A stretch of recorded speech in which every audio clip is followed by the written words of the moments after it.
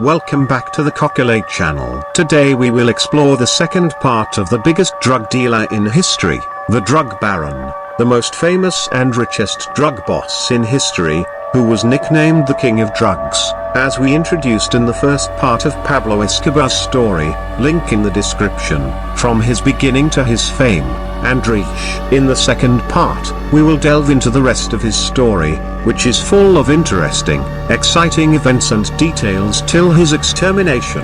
Dear viewers, if you are the first time you see our videos, we invite you to subscribe to the channel to receive everything new and interesting. As for our loyal followers, we invite you to hit the like button if you like the video, and don't forget to follow the video to the last to know the exciting details of Pablo Escobar's story. Let's continue.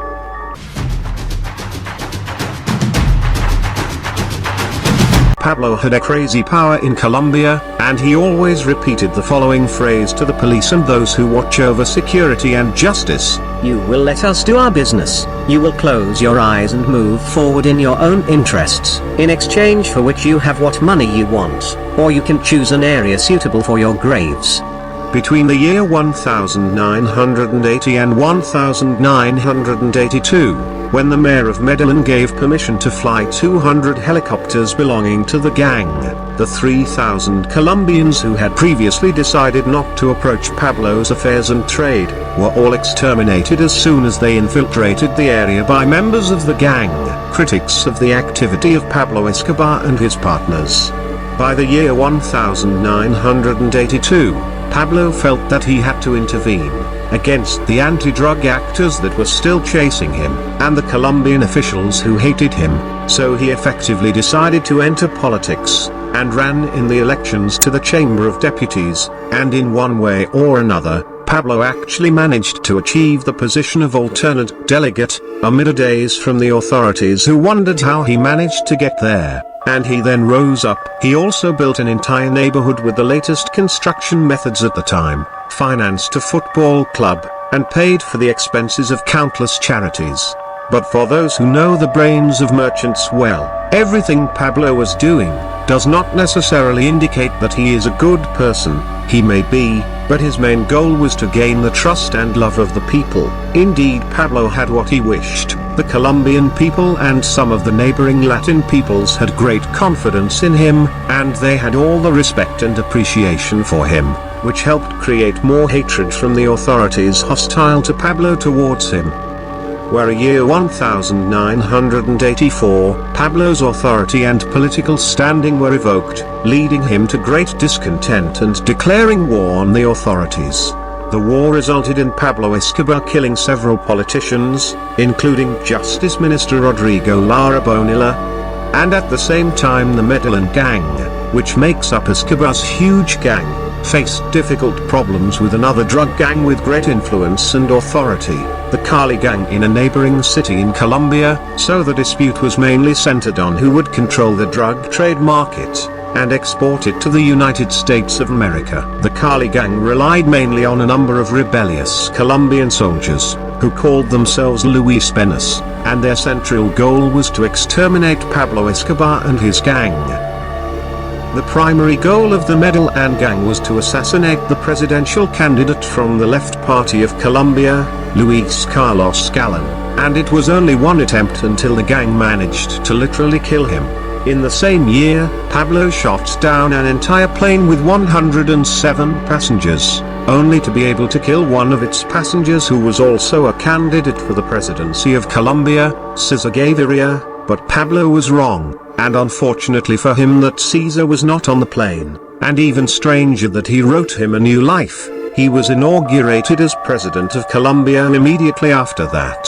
On the plane that was wrecked, there were 2 American citizens whose blood was wasted in vain. This led to America's dissatisfaction, which led it to tighten the search for Pablo Escobar to pay for what he did for innocent citizens.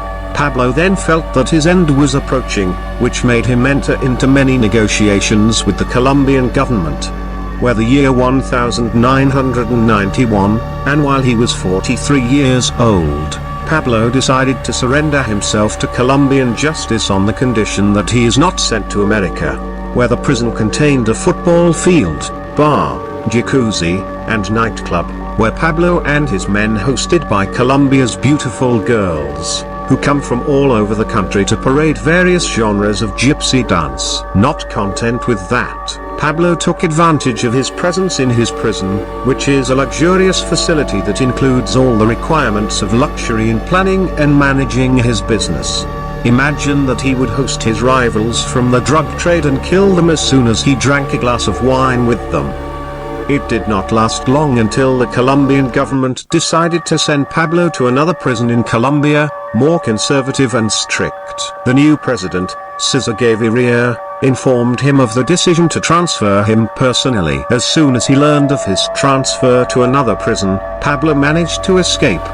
While a reward of $6 million was announced for whoever comes with Pablo's head, on with news confirming his whereabouts, the US authorities and the Colombian government began to follow him more seriously than before and concluded a deal with the Cali gang for Pablo, who was sure that his end was near.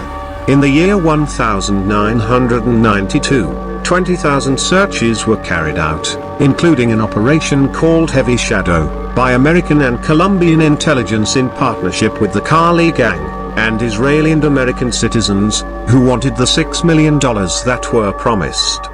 Despite efforts to find a trace of Escobar, he completely disappeared and did not exist. On the 2nd of December of the year 1993, a phone call was traced to Pablo after listening devices were planted by the intelligence team, where Pablo's contact with his family was traced, so he was trying hard to transport them out of Colombia and provide them with a safe haven, where he was able to negotiate with many embassies, but his request was rejected, no matter how innocent his family was of his crimes, but bearing the name of the most famous drug boss, was a real threat to their lives.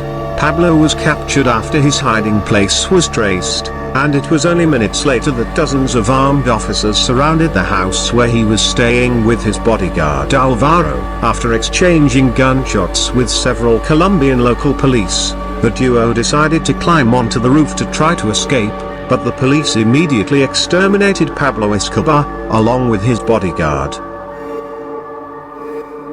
Don't forget to like and subscribe to stay tuned for more exciting content. Your support means the world to us and we cannot wait to continue bringing you the best. Thank you for joining us on this journey and we hope you will stay with us for much more to come. Much love.